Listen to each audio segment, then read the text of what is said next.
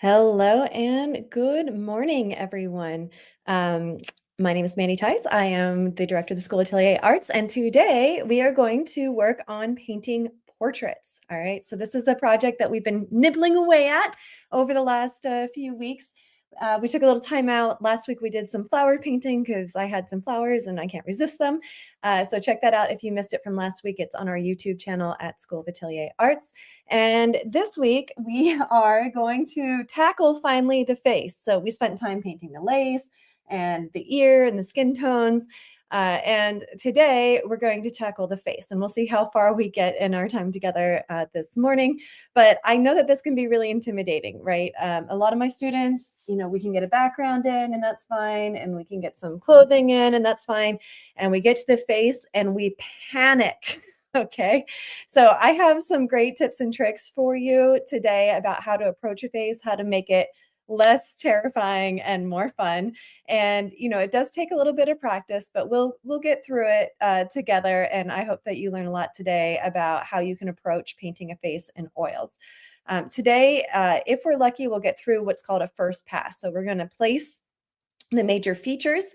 Um, one thing that people don't realize is that getting a likeness in a face is not about getting the color of the eye right or getting the exact shape of the mouth. It's actually the most important part is getting the right relationship of the features to each other, right? So the reason that we can recognize someone sorry, I'm being a little schizophrenic this morning. All right. I want you to imagine this. Imagine that you're on a football field and all of a sudden on the complete other end of the field, you see somebody and you know instantly that it's your friend, right? But you didn't see the color of their eyes. You didn't see, the shape of their teeth, right? But what you did see is a light pattern because the light is shining from above outside and is casting a shadow. Your eye sockets cast a shadow on your face, your nose casts a shadow on your face, and your lips cast shadows on your face.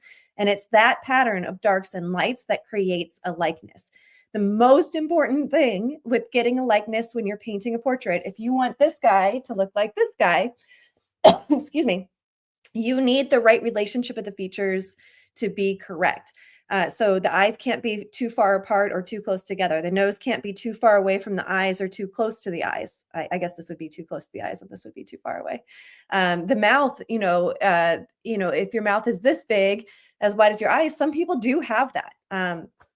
So I also want to address here that there are a lot of rules about painting or drawing a face that we might have heard floating around.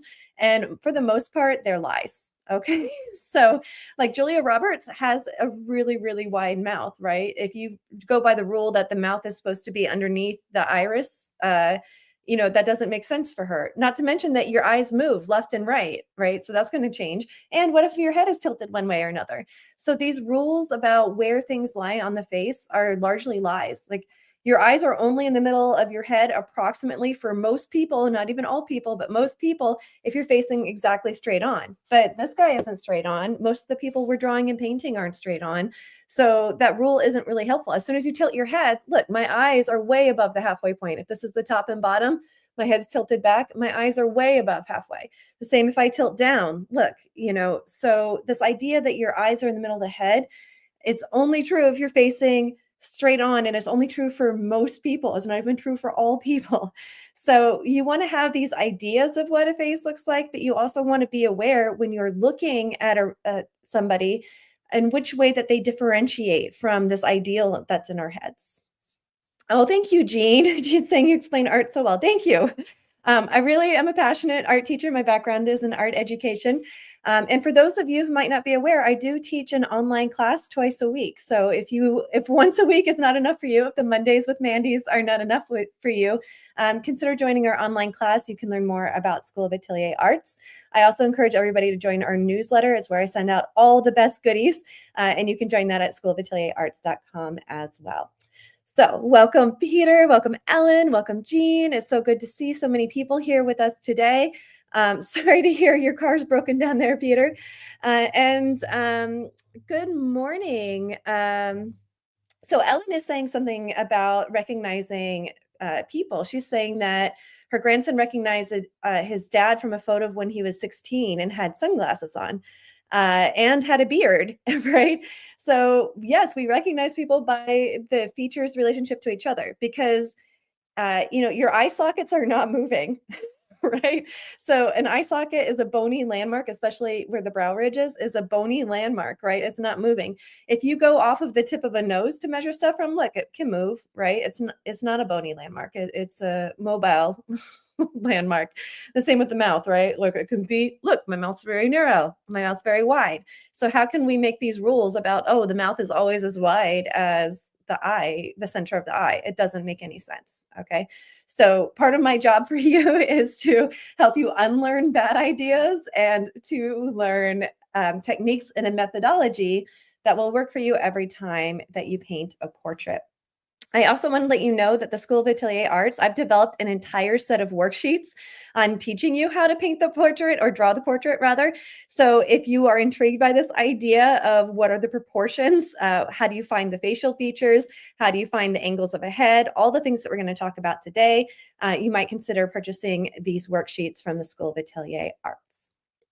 Okay, I'll post that again a little bit later, but I want to get to the painting part. I'm always very eager for the painting part. Okay, so what we're going to do is okay, it's a little scary, right? We have this blank face over here, and I'm going to actually push this over so you guys get a better view here. I'll rotate this a little bit. Excuse me. Okay, so it's a little intimidating here, okay, because we have this empty face. Now, here's something I see my students do a lot. They'll like paint the forehead that feels pretty accessible, and that's a good place to start, right?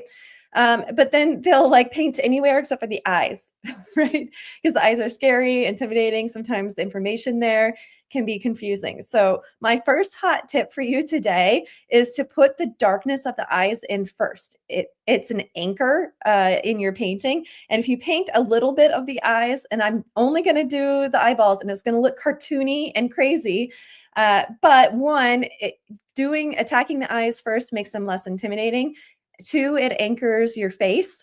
And three, it can only go up from this cartoon look that we're going to start with. Okay. So sometimes I feel like if you can just let yourself, put something down, that it takes the intimidation factor away. All right. So I'm going to mix up some paint here. Again, I have my very basic palette. I try to keep my palette as simple as possible, and I try to keep it as consistent as possible.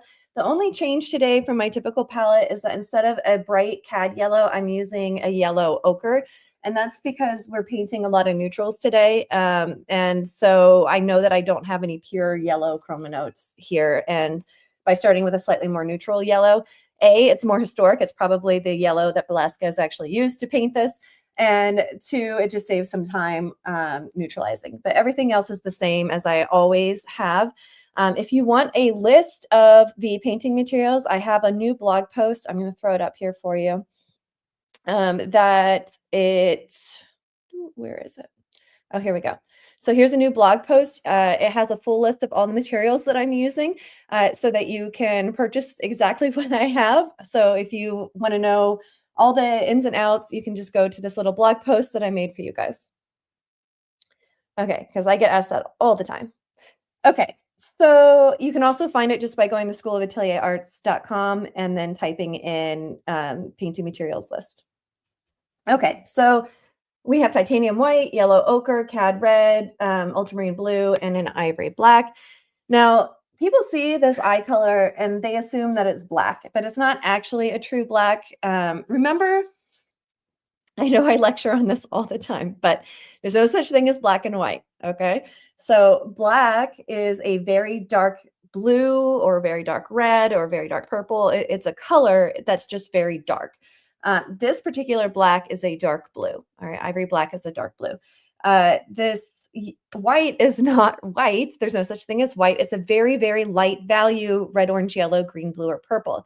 Titanium white is a fairly cold white. It's a really, really light blue. Okay, so it's not white and it's not black. This is a dark blue. This is a light blue. Lead white is a warmer white. It's more of a light yellow. Okay. And there's different kinds of blacks that are more of a dark red or dark other color. All right. So it's just red, orange, yellow, green, blue, purple, but really, really light or really, really dark. Now, these eyes look what we would say is black, but they actually are quite warm. And the lighter and darker a color is, the harder it is to determine the hue. The hue is red, orange, yellow, green, blue, or purple. So it's just that we get confused because it's really, really hard to see the specific color when it's really light and really dark. But in these eyes, these are actually a warm dark. So if I use this cold blue dark and just paint it right in there, it's going to feel like an inky black hole. It's going to like suck us in, you know. But if we add a little bit of warmth to the black, then we'll get a closer match to what we see, and it won't feel so inky to us. If you ever have a problem where you feel like your paintings are cartoonish, right? Like you want your person to look realistic, but they feel cartoony, look to see if you're using just straight blacks, because even though there are cold blacks in many paintings, they're not always a cold black, and people tend to default to what comes out of the tube. Okay, so I'm going to mix a little bit of red into my black here to warm it up. That might have been a little too much. I'm going to put that aside and get a little more black here. I was really excited about warming up that black. All right, that's feeling much, much better to me. All right, so I'm going to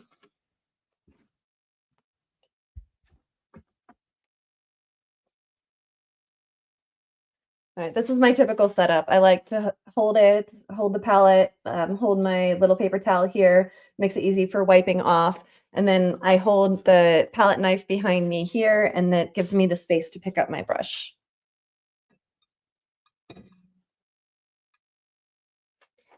Okay. All right. So if you guys have any questions, don't hesitate to reach out as we go along here. But I'm going to do the crazy thing and just dab the eyes in because I don't want to save them for last and then get really intimidated by them. So we're just going to place them, and it's going to feel a little cartoonish.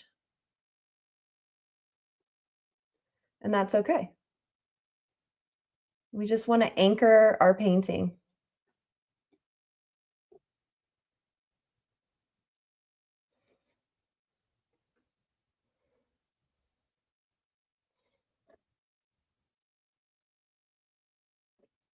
All right. Now there's obviously other shadows too. I'm just anchoring the eyeballs here.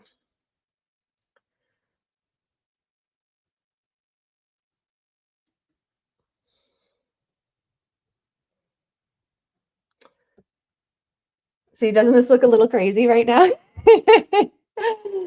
A little psycho, but that's okay. It's only going to go up, and we take the intimidation factor away.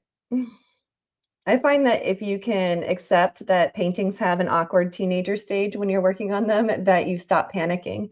As soon as you start panicking, you make bad decisions. Okay, so we don't want to panic. We want to be thoughtful, careful. If you ever feel that like panic rise up in your heart, then you need to take a step back and come up with a plan, right? My goal for my students when I'm teaching in my online class is to make sure they always know what they need to do next in a painting, whatever it is that they're doing. Okay, so I'm also going to anchor the nose, right? Because what did we say at the beginning of this lesson? That we orientate the features to each other. So by getting the eyes in place and putting the shadow underneath the nose, and we'll also put the shadow underneath the lips here, it's going to anchor all of the relationships of the features to each other. That's the most important thing. There's no point in painting anything else on the painting if the relationship between the eyes, nose, and mouth are off. And also the eyes, nose, and mouth within the relationship of the skull itself also matters, right? Now, this is a master copy, so it's a little easier to determine. But if I were painting a portrait from life, I'd be asking myself, what are the relationship of the eyes to the ear? What's the relationship of the eyes to the top of the head? What's the relationship of the eyes to the bottom of the chin? What's the relationship of the eyes to the mouth, to the nose, to the right side of the face, left side of the face? So, you want the relationships to each other, but also this part has to be in relationship to the skull as a whole. If my eyes and nose and mouth are all in the right distance from each other, but they're like 2 inches too high, it's still not going to look right. Right. So the big idea is the big shape of the head, the facial features. The next big idea is the relationship to each other. but we have to make sure that these relationships have a relationship to the whole of the head. I feel like I'm saying relationships, that word, over and over again, so I hope that I'm making sense right now. If you need any clarification on anything, please make sure to ask in the chat. For those of you joining us, I see some new faces today. So for those of you joining us either on Facebook, Twitch, or YouTube for the first time, every Monday at 9 a.m. Eastern Standard Time, we do a free demo with the School of Atelier Arts. So make sure to set a little alarm on your phone and join us every Monday at 9 a.m. Eastern Time. Okay, so anchoring the nose, right? So this nose shadow is not as dark as the eyes. It's more of an orangey dark. So I'm going to mix a little bit of red with my yellow to make an orange. And then I'm going to pull in a little bit of my dark here.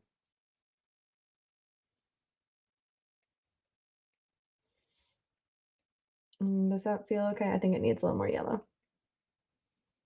Remember that just because a color is dark doesn't mean it's not a color anymore, right? So we want to make sure that we're looking for accurate colors in our darks. Okay, so I'm going to go ahead and anchor this nose. And I'm looking at the shape. The more specific you can get your shadow shapes, the more accurate your final painting is going to be. So this shape underneath here, I'm kind of seeing it. What am I seeing? I'm seeing a fly. So I'm seeing a wing here, a little head, and it's going really fast. So it's shooting like a trail of smoke behind it or whatever, like zoom, or maybe, yeah. So it doesn't really matter what you call it, but it's a small skinny shape. It's not a line, it's a shape. And I'm seeing it as a fly with a head and kind of a swoosh mark behind it because it's flying really fast. Okay, so I have the head, that's this part here. And then I have the lower wing here. And then I have the upper wing.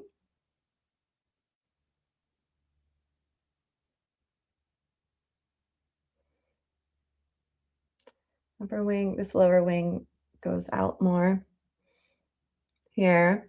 And then I have kind of the swoosh behind my little fly creature, right? So naming your shadow shapes can be so, so helpful. I feel like this wing needs to be just a little bigger.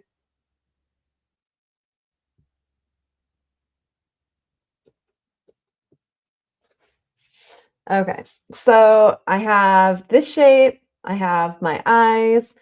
I'm gonna put in the shadow in the mouth. Now, there are two lips. Okay, you may have noticed that you have two. So you have an upper lip and a lower lip. Now, different people have very different shaped lips. Some people, I'm gonna go to the side here. Some people, this lip is really pushed back, like into the head. Some people, it's really sticking out more, right? So there's a lot of distance here. And depending on how much your lip sticks out or is tucked in, it's going to create a deeper or more shallow shadow underneath here, right? So you can see that my lip is casting a shadow onto my chin. And then the same is true for the upper lip. My upper lip indents a little bit. Some people have lips that go out instead of coming in. And then there's everything in between, right? But because mine is going in, we call that a down plane, and it's casting a shadow. And his lips are a little bit in between. They're not angled out, they're not angled in, they're kind of flat. They're flat planes. But they are casting, do you see this tiny little shadow his upper lip is casting on his lower lip, right? People tend to think of it as the line between the lips, but there are no lines in painting. There are only really skinny shapes, okay?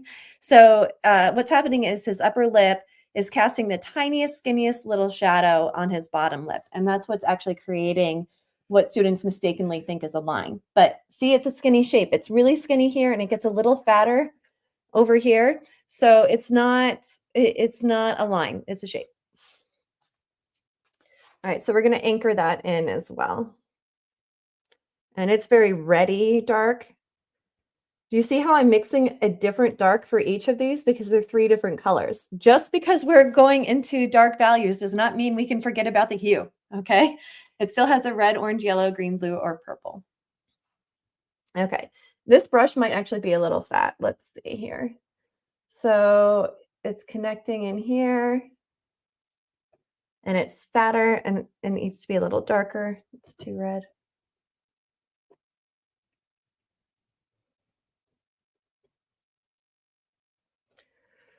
It's a little bit fatter here, and then it gets skinny, and it's not a line, it's a skinny, skinny shape. And it almost disappears, and then it picks back up on this side.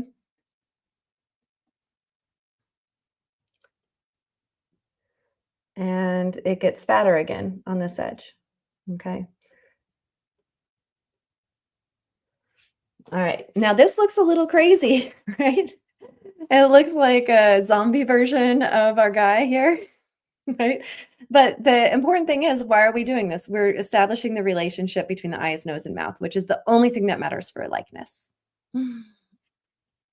And good, good. I see that I'm getting through to some of you that there's no such thing as a line. It's a skinny shape. Yes, and you'll hear me, for those of you who have been following me for a while, or those of you who are enrolled in my online class where we meet twice a week and I teach and critique your artwork, you'll hear me say that constantly. It's like one of my mantras. Like if I could make like the 10 commandments of art, like probably number 3 would be, there's no such thing as a line. It's just a skinny shape. Okay, so I'm going to, let's see here. All right, we also have the shadow underneath the bottom lip, and this is actually a much thicker shadow. It's lighter in value, and I'm kind of seeing it as the symbol of pi, because we also have a goatee that's merging into the shadow, so I'm going to include that. But I see it as the symbol pi here. So it has a little swirly top and kind of 2 lines sticking down here. So let's get pi in. And it's quite a bit lighter here, like probably a whole value step lighter than the other shadow. Okay, so this is the top of our swirly pie. That feels a little dark. I'm going to take the tiniest bit of light of white.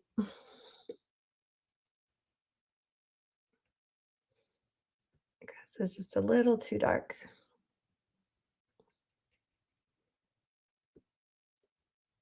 There we go. Okay. And it kind of comes in here.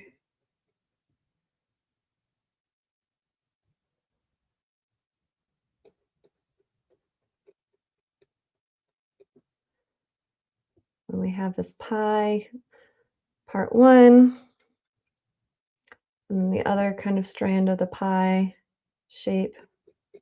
When I say pi, I don't mean the thing that you eat. I mean the mathematical symbol of pi. And it looks like this goatee was a little low, so maybe now's a good time to fix that as well, because otherwise I'm going to make my pi symbol too big. So this is coming up a little bit higher in here.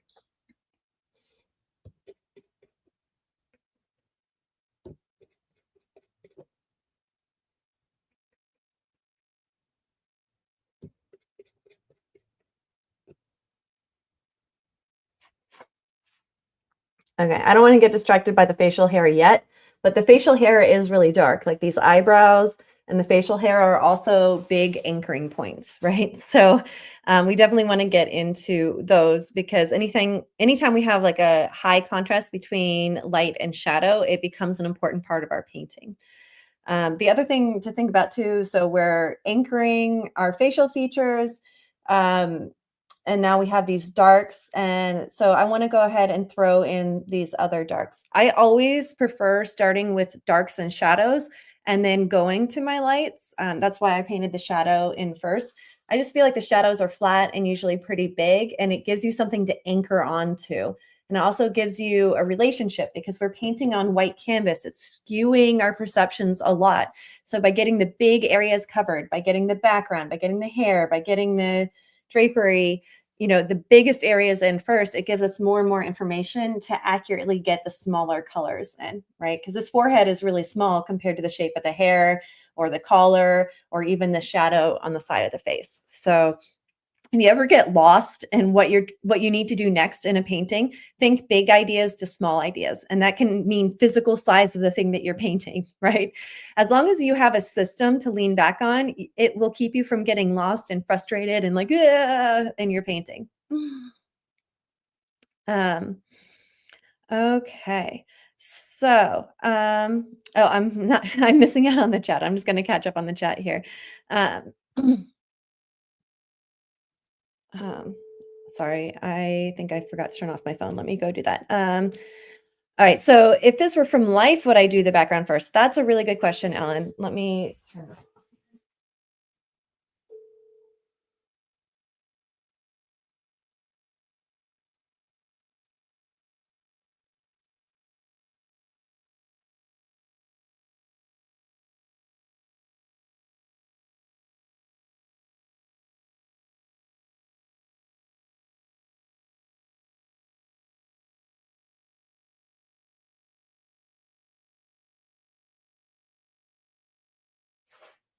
Um,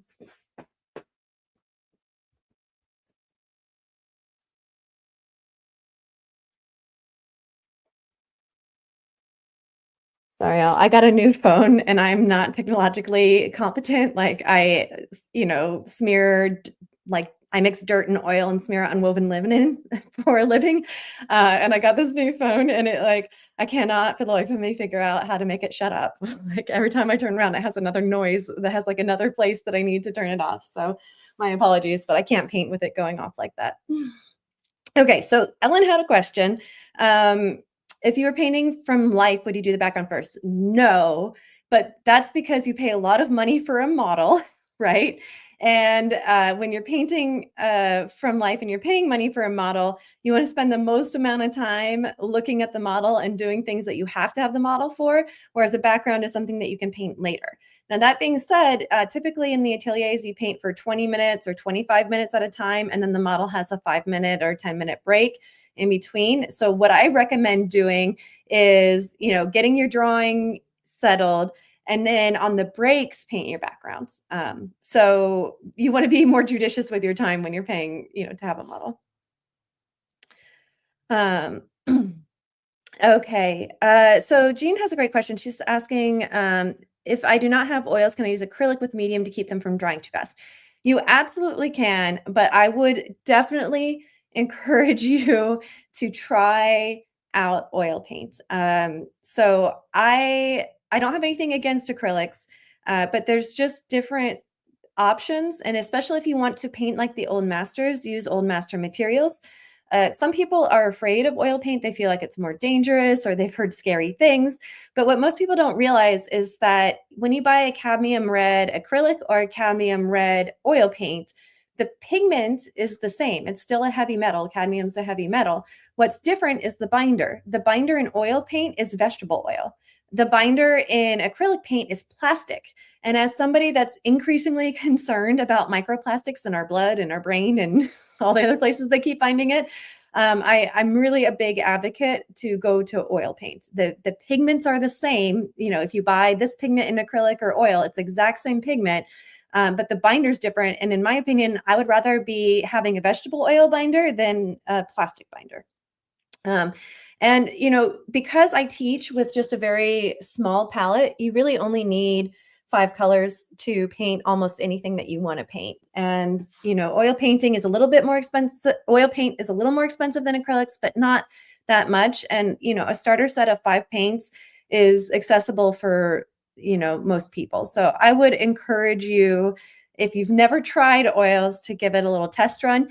If you're scared about oils or you don't know how to wash your brush or things like that, if you go to the School of Atelier Arts blog, the Department of Aesthetics blog, it's at schoolofatelierarts.com, and you'll see it on the top banner there, Department of Aesthetics blog. If you click on that, you can search for all those things, like how do I wash my brushes? I give a detailed explanation for how to wash your brushes. What materials do I need to buy? I have that list on oil painting materials, right? So I would really, really encourage you to give it a try. Buy 5 tubes of paint and just give it a go and see how you like it. But to answer your question, you can do this in acrylic. You can. I just am such an advocate for oil paint. Um, okay. Excuse me. All right. So I'm working darks first, and I'm going to get my darks and my shadows in first. So this goatee needs a little shaping here. It's a little skinny. And so we have this pie character, but I'm seeing a bat. I'm seeing here's 2 pointy ears on my bat. Here's a wing, a really fat wing. He's been eating a lot, a wing going this way, and kind of the body coming down here. So I'm going to work on my big bat shape. And another person online, welcome. Good to see you here. And Jean, I'm excited for you. And if you want some like really hands-on guidance, you might consider joining the online Atelier Painting Bootcamp, because then like you don't physically because it's online, but like I will specifically walk you through any problems that you have. So, and that goes for anybody. If you're interested in trying oils and you're a little afraid, some people don't sign up for the boot camp because they're like, oh, I have to be this good before I sign up. And I'm like, what are you talking about? It's my job to teach you what you need to know, right? Like, you don't need to know anything about oil painting to join our class. It's my job to teach you about oil painting, not for you to somehow teach yourself before you show up in the class. We have people of all experience levels in there. And, each of the projects are guided individually. So, wherever you are, I will assign you a project that's at your level. You don't have to like level up before you get into the class. Okay. All right. So bat. No, Batman. Right. And we're going to paint this little bat here. Sorry, I get really passionate about teaching and then the sing song comes out. All right. So we have this little bat shape here. And we have, this is definitely fatter through here. This wing is fatter. This ear is a little higher. Now we have something that's called a soft edge coming up here, and it makes it hard to determine exactly where one color ends and another color begins because it takes some space to transition between colors. And so you have to ask yourself, is my edge on this side of that transition, on the left side of the transition, or in the middle of the transition? I tend to go for the middle of the transition, but it doesn't matter which one you pick as long as you're consistent. All right. And it looks like, the beard might have gotten a little wide on the outside. We'll have to see how we feel. All right, so I'm working on this wing up here. I think there's a little bit more yellow in this color. It's a little on the red side. Okay. All right, so this is one bat wing and it kind of connects into the hair up here. All right, and let's see. I think it can go just a touch higher, this bat wing.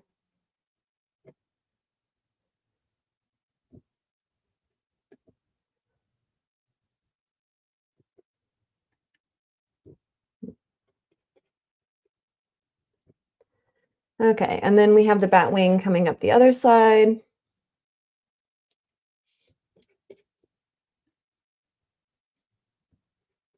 All right, so some of this is drawing. People think that drawing and painting are separate things, but drawing is painting, painting is drawing. You're still thinking about shape, form, all the good drawing things.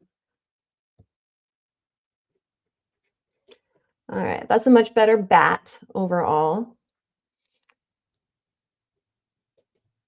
Okay. I feel like our pie could extend just a little bit. And there's definitely a little bit of darkness here that I'm missing on our pie symbol. Okay. So while we're doing facial hair, we might as well finish out with the goatee. Again, so I'm seeing this as a cactus that's kind of fallen over, is wilting, right? It has 2 little arms. And then this is the main center point of the cactus, just kind of womp womp, like it didn't get enough water or anything like that.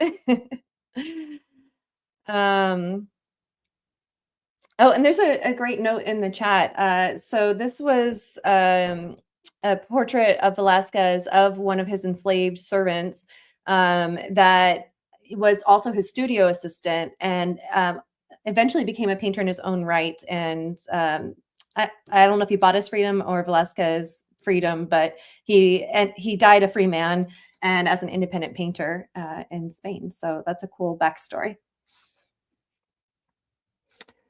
Okay.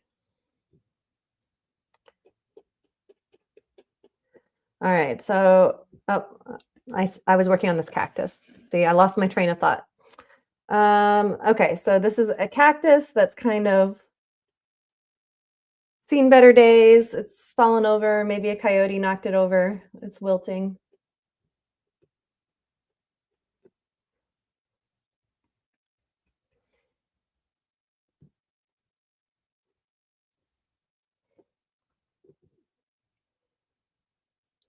And one arm's kind of connecting into the mouth here. The other arm, this is the main head here. And then this arm is connecting into the shadow here. There's a slightly lighter value in here. I also want to reshape this cheek is an important part. And we want a little bit of separation between the cheek and the hair. It starts to dissolve as it comes down, but we want some clarity here. And I painted this hair a really long time ago, and you see how it looks light and chalky? It's because of something called sinking in. So when oil paint dries, it actually dries a little bit lighter until you varnish it, and then it goes back to being dark again. But this can confuse painters when they're working on something, that's been dried for a long time and it's really sunk in like that. Some people will rub a little bit of thin oil on top to bring it back so that they can see the real color. I tend to just paint a little bit over it again. I do not like adding anything to my paintings. I like oil paint and that's it. I don't like additives of any kind to my painting, and that includes oiling out, or some people do a retouch varnish to bring it back. I hate it because I don't trust anything other than what I know can last for 500 years, which is oil on linen, right? So that's why I stick to that. That being said, when you're learning, use any tool that helps you, right? This is a master copy. This isn't, an individualized great work of art, right? This is a learning experience. So in this case, if I had a student that was struggling because it was sunken, I would tell them to oil it out. Okay.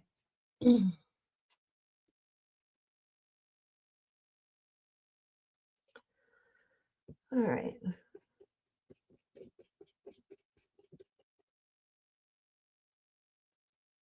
Okay. All right. So we did our cactus on this side. The cactus gets a little fat here.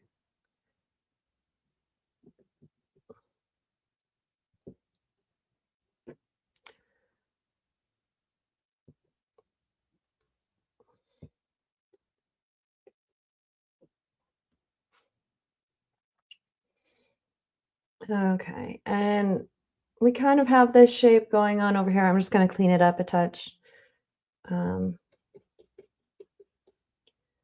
seeing it as kind of a New Jersey shape. Like I'm seeing this kind of as a New Jersey shape that's tilted.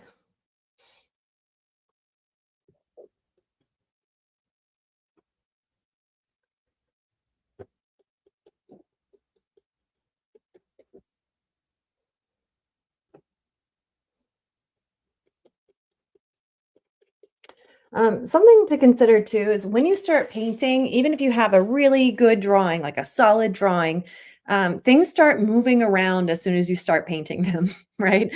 Like they kind of float around, they shift a little bit. So something that's important to remember, and that you'll develop with experience and time. New students really struggle with this. You really just need experience and time in the saddle to do it super well. But this visual memory, right? Eventually, even if you paint a line that's too far, an inch too far this way, or even a 16th of an inch too far one way or the other, eventually you develop a visual memory to remember exactly where that line goes, right? Now, new students, okay, we just learned all this drawing stuff. Then we're painting and we're trying to learn our paint handling skills and get the right color down. And the visual memory isn't always there in the beginning. And in fact, it's never there in the beginning. But if you understand that it's going to move and that's part of the process, then it keeps you from shutting down and being like, oh my God, I'm a terrible painter. I traced this and it's still in the wrong place. How could I be so stupid? Right. If you accept that moving around is something that happens as painting and that you drew it once, you can draw it again. It kind of calms you down, keeps you settled, keeps you grounded, and you can go on from there. Okay, so I'm going to work on the eyebrows and kind of the shadow on the face here. And I'm going to start with the hair because the hair uh, comes in a little bit more here before it gets into the shadow area. Okay, and this kind of connects. We have a lighter dark here. It's not quite as inky as some of the other darks we've been working on.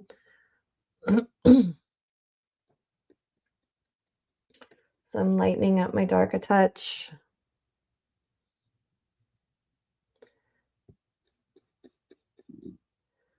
And, if I'm not sure what I'm doing, find a shape. I'm seeing a Z here, like a Z that's tilted slightly. So I'm asking myself, what is this Z doing? It's kind of going swish, swish, and then back up over the eye. Notice I'm not thinking of this as an eye at all. It's just a shape. Right now, it's just the end of a Z. That's it.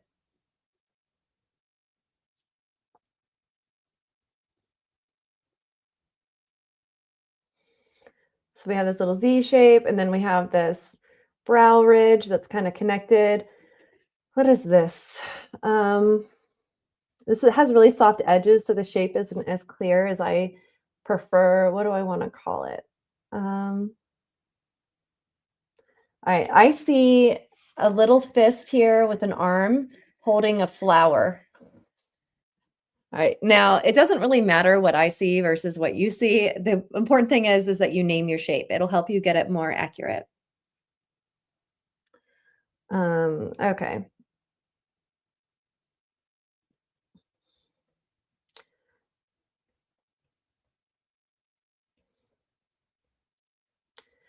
And it's also a little bit lighter and a little bit greenier. All right, so I'm going to start with my fist shape. It's a little too light. All right. So I have my fist, and then it gets lighter. This is the arm for the fist.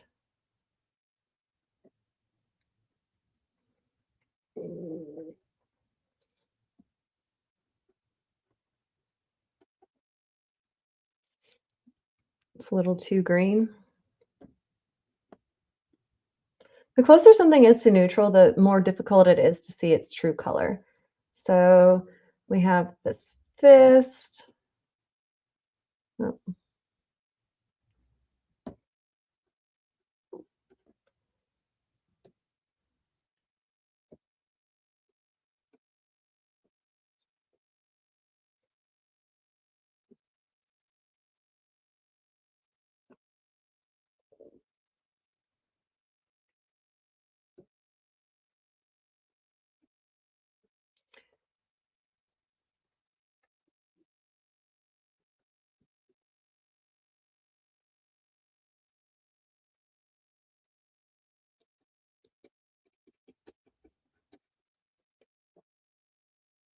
and this is the kind of the flower. Um, it's got a really soft edge. So again, you have to decide where that edge is for you.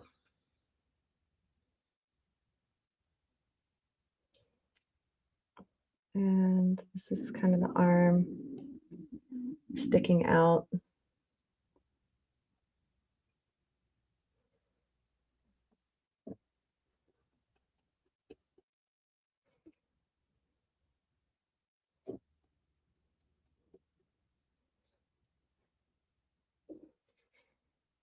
Okay, we're gonna call that good for now. It's gonna get moved around a little bit, but let's do this other eyebrow here.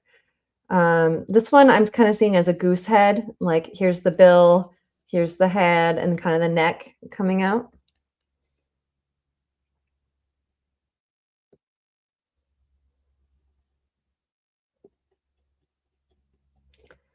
A little dark here. Let's lighten it up.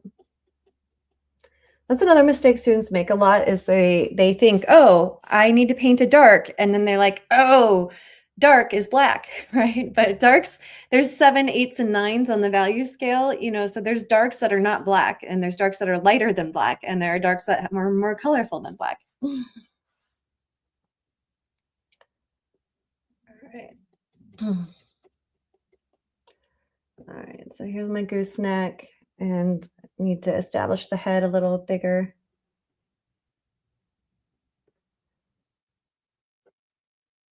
Okay, and then this kind of fades into the hairline.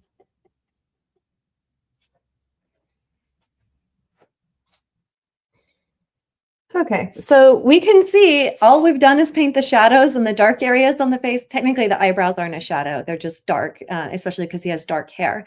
But do you see how we're getting the likeness just from getting the darks in? And it's because of the pattern, the relationship of the features to each other. Okay, it's like that's the only thing we've really established is what are the relationship of the features to each other. But that's what gives us the likeness, and that's why we're seeing a likeness emerge here. There is a tiny little shadow that's fairly light coming up the nose here. I'm going to add that in.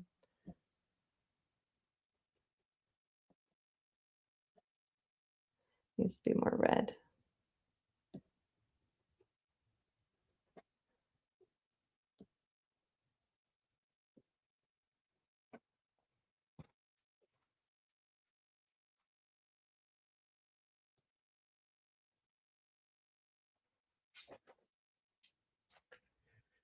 Okay. All right. See, we don't have to intimidate ourselves.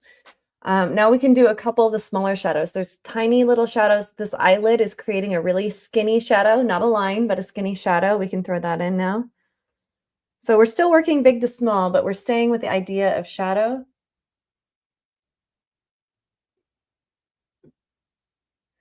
That's too dark, but I'm going to be painting light things around it, so it's probably going to get contaminated down the line.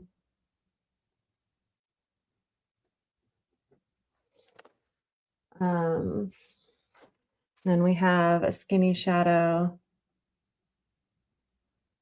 over here.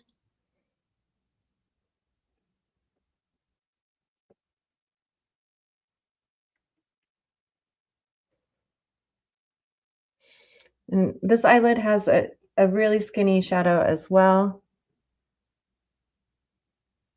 And these will get defined better with a smaller brush later, but we're just establishing there's a really small triangle shaped shadow right here.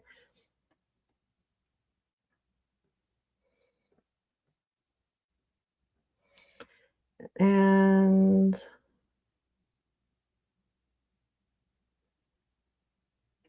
gonna just adjust the hairline slightly.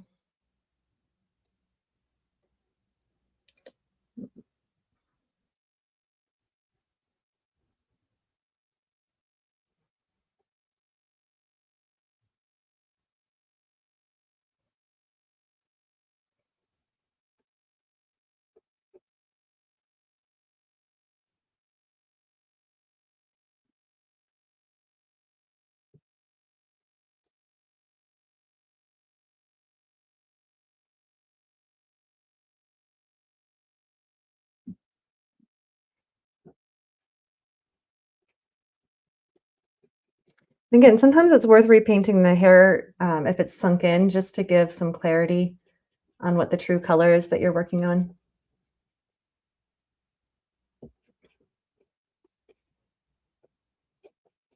I don't have to repaint all of it, but just, get some better information in here.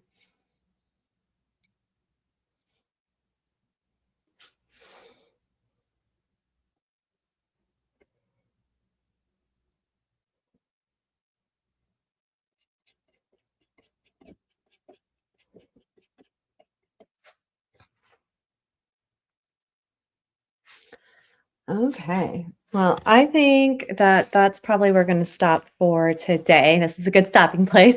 And next week we will work on painting each individual feature. We'll, do the eyes, the nose, the mouth. And this will be our first pass, and then we'll do a cleaning pass on it. So I'm going to stop us there for today. Thank you so much for joining. Always lovely seeing you all. And yeah, I see some notes in the chat. It's like you're almost done, right? This is the hardest part. But painting portraits, drawing portraits, they're not as hard as people make them out to be. What makes it hard is not having a process. And if you want a process, I developed these worksheets that take you from the very, very beginning, from like a single line to a finished drawing. You kind of like, if you want this base, this drawing base to work from, if you need a process for how you're approaching drawing the head, I encourage you to check out these worksheets. They were designed to give you a method from beginning to end on how to think about the portrait. Okay. All right. So thank you all. Just a heads up, I will be guest hosting Art School Live later today. So I hope to see you there. That's at 12 p.m. at noon Eastern Standard Time. Thanks to you. Yeah, I can't speak today. I'm so happy to see all of you. Thanks for joining us, and we'll see you next week or maybe later today. All right. Take care, everybody. Bye bye.